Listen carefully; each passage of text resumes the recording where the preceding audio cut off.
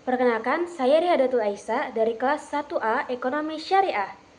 Di sini saya ingin membawakan storytelling tentang tokoh Ibnu Sina sebagai tugas UAS dari mata kuliah Metodologi Studi Islam. Tanpa berlama-lama lagi, ayo kita melihatnya. Nama saya hari ini mungkin bukanlah tokoh besar, bukan pula ilmuwan yang terkenal. Tapi, izinkan saya membawa kalian berkeliling ke masa 1000 tahun lalu, ke sebuah dunia yang waktu itu justru jauh lebih terang dalam hal ilmu pengetahuan.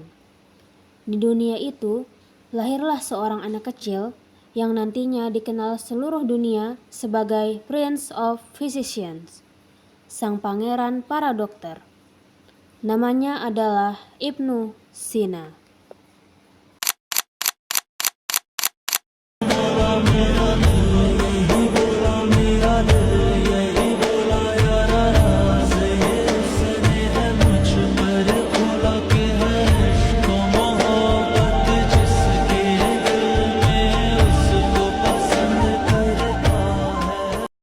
Bayangkan, sebuah desa kecil di wilayah Bukhara yang saat ini masuk wilayah Uzbekistan.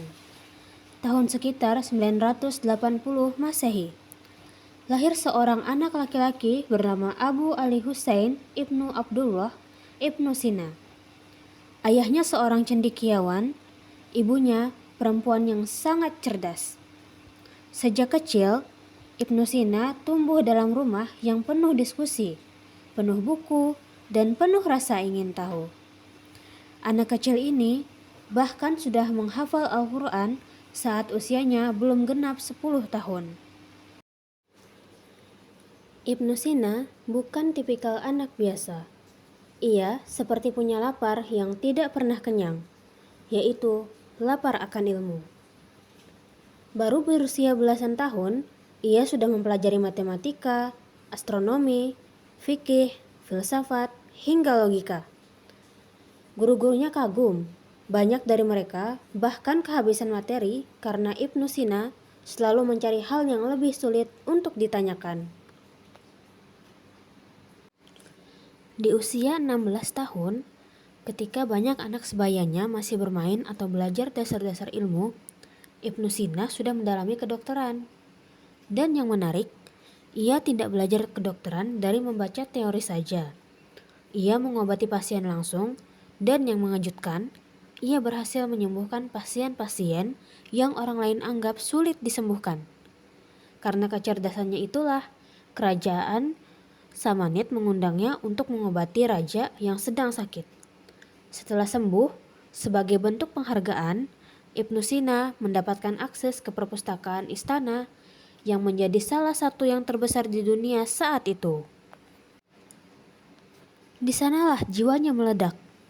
Ia membaca begitu banyak ilmu, seperti ilmu sains Yunani, filsafat Aristoteles, karya-karya matematika India, ilmu-ilmu Persia, hingga pengetahuan Islam. Dari perpustakaan itulah lahir karya-karya besarnya.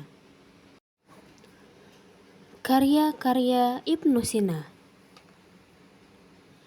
Ibnu Sina bukan hanya dokter.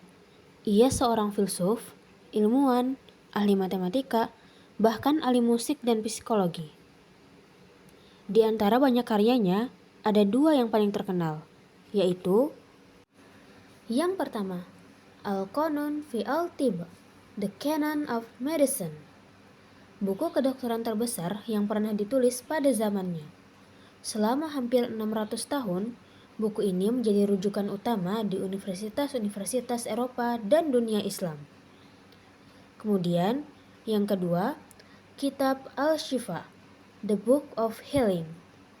Bukan buku pengobatan, tapi ensiklopedia tentang ilmu pengetahuan, tentang logika, fisik, metafisika, matematika, dan filsafat. Buku ini seperti Google versi abad pertengahan.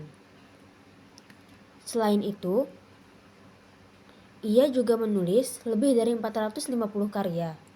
Meskipun hanya sekitar 240 yang masih bertahan hingga sekarang, bayangkan saja, 240 buku dari seorang manusia yang hidup hanya 57 tahun.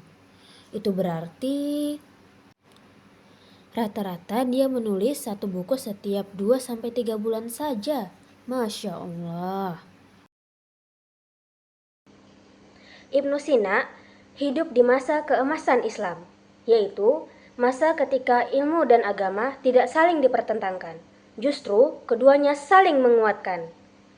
Inilah salah satu ciri khas pemikiran Ibnu Sina, yaitu agama dan ilmu pengetahuan bukan dua jalan yang berbeda, tetapi keduanya adalah dua cahaya yang menerangi satu jalan yang sama. Yang pertama, ilmu adalah bagian dari ibadah. Bagi Ibnu Sina, menuntut ilmu bukan hanya aktivitas intelektual, tapi juga sebagai bentuk ibadah.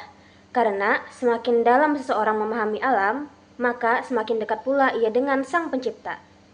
Karena itulah Ibnu Sina berkata bahwa ia senang mempelajari kedokteran, karena dengan begitu ia semakin paham akan keesaan dan kekuasaan Allah Subhanahu wa Ta'ala. Karena tubuh manusia terlalu sempurna untuk dianggap sebagai kebetulan. Yang kedua, logika sebagai alat memahami syariat. Ibnu Sina percaya bahwa akal adalah anugerah dari Tuhan yang tidak boleh disia-siakan. Ia memadukan logika Aristotelian dengan tauhid dalam Islam. Baginya, memahami agama harus menggunakan akal sehat, bukan hanya sekedar menghafal. Pemikiran ini sangat berpengaruh pada banyak ilmuwan muslim setelahnya, seperti Al-Ghazali, Ibnu Rushd, dan tokoh-tokoh filsafat modern. Yang ketiga, kontribusi untuk dunia Islam hingga hari ini. Ada beberapa pemikiran dan karya Ibnu Sina yang masih relevan hingga sekarang, yaitu dalam bidang kedokteran, ia menjadi pelopor untuk penyakit menular, anatomi, dan pengobatan klinis. Kemudian dalam psikologi, ia menjelaskan hubungan antara pikiran dan kondisi fisik yang saat ini dikenal sebagai psikosomatis. Dalam filsafat, ia melahirkan konsep wujud dan esensi yang kini menjadi dasar bagi banyak pemikiran teologis Islam. Kemudian dalam pendidikan, ia memberikan contoh bahwa integritas antara ilmu agama dan ilmu umum adalah hal yang mungkin dan justru menghasilkan peradaban yang besar. Ibnu Sina menunjukkan bahwa umat Islam bisa maju ketika ilmu pengetahuan dimuliakan. Kemudian, kita masuk kepada pola pikir Ibnu Sina dan latar belakangnya. Ibnu Sina merupakan sosok yang sangat luar biasa. Tapi, pola pikir seperti apa sih yang dimiliki beliau? Mari kita lihat. Yang pertama, beliau memiliki pola pikir yang kritis dan rasional. Beliau tidak suka menerima sesuatu secara begitu saja. Jika semisal ada satu teori yang tidak masuk akal, maka beliau akan mempertanyakannya, mengujinya, membedah, dan memeriksa setiap informasi yang ada. Sikap ini membuatnya mampu menghasilkan temuan baru di masa ketika banyak ilmu dianggap final. Yang kedua, pola pikir integratif. Ibnu Sina tidak memisahkan antara ilmu pengetahuan dan ilmu umum. Baginya, semuanya saling melengkapi. Ia bisa membaca Al-Quran, mempelajari hadis, lalu menghubungkannya dengan logika Aristoteles atau ilmu kedokteran Persia.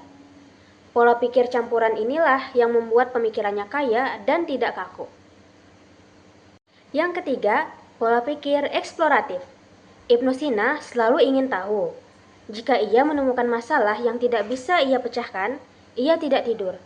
Bahkan, dalam sebuah catatan, ia berkata, "Saya tidak tidur hingga saya menemukan jawaban atas sesuatu." Ia bahkan pernah berdoa di masjid agar diberi petunjuk ketika ia buntu dalam memahami filsafat Aristoteles. Yang keempat, pola pikir spiritualitas. Sebagian orang meyakini bahwa ilmu dan spiritualitas tidak bisa berjalan bersama. Tetapi, Ibnu Sina membuktikan sebaliknya. Baginya, alam semesta adalah ayat-ayat Allah dalam bentuk yang lain. Maka, mempelajari sains sama mulianya dengan mempelajari agama. Berikut beberapa alasan mengapa Ibnu Sina bisa memiliki pola pikir yang sangat luar biasa. Di antaranya sebagai berikut. Yang pertama, Ibnu Sina hidup di lingkungan keluarga cendekiawan, yang dimana ayahnya merupakan seorang anggota ilmiah Ibunya seorang perempuan yang cerdas. Juga rumahnya dipenuhi oleh diskusi dan penuh buku. Yang kedua, Ibnu Sina memiliki akses ke perpustakaan terbesar pada zamannya, yaitu Perpustakaan Istana Samanid, yang memiliki ribuan manuskrip. Ibnu Sina seperti anak yang dilepas di surga buku. Kemudian, yang ketiga, Ibnu Sina hidup pada zaman keemasan Islam, yaitu masa di mana Baghdad, Persia, dan Bukhara menjadi pusat ilmu dunia. Banyak ilmuwan berasal dari berbagai agama berdiskusi tanpa rasa takut. Ketiga faktor itulah yang membuat Ibnu Sina bisa memiliki pola pikir spiritualitas, rasionalitas, dan ilmu pengetahuan. Sehingga beliau bisa menggabungkan semuanya dan menjadi pemikir besar yang terkenal hingga saat ini. Menurut saya pribadi sangat setuju dengan pola pikir Ibnu Sina. Karena di saat sebagian orang berpikir bahwa saat kita mengejar ilmu pengetahuan, kita tidak bisa menyandingkannya dengan spiritualitas, maka Ibnu Sina membuktikan sebaliknya, bahwa kita bisa menyandingkan ilmu pengetahuan dan spiritualitas di saat yang bersamaan. Dengan begitu, kita bisa mendekatkan diri kepada Tuhan yang Maha Kuasa sambil menuntut ilmu pengetahuan. Dan juga, pola pikir beliau yang sangat saya sukai yaitu pola pikir beliau yang kritis dan eksploratif. Karena hal tersebut sangat sesuai dengan kita sebagai mahasiswa yang harusnya memiliki pola pikir eksploratif dan kritis.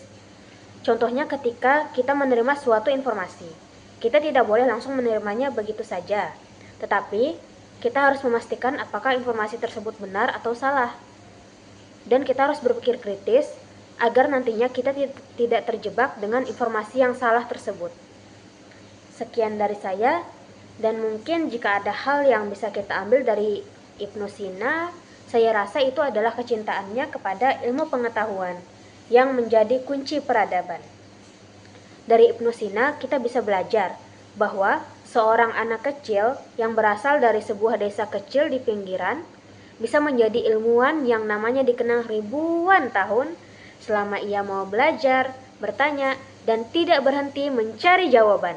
Saya harap semoga kita semua bisa meniru semangat Ibnu Sina dalam hal rasa ingin tahunya, kedisiplinannya, dan keyakinannya bahwa ilmu adalah bagian dari ibadah dan layak untuk diperjuangkan juga. Dengan begitu, kita bisa menjadi pribadi yang lebih baik di masa yang akan datang dan semoga kita bisa membantu memperbaiki peradaban di masa yang akan datang juga. Sekian dari saya, kurang lebihnya mohon dimaafkan. Terima kasih dan wassalamualaikum warahmatullahi wabarakatuh.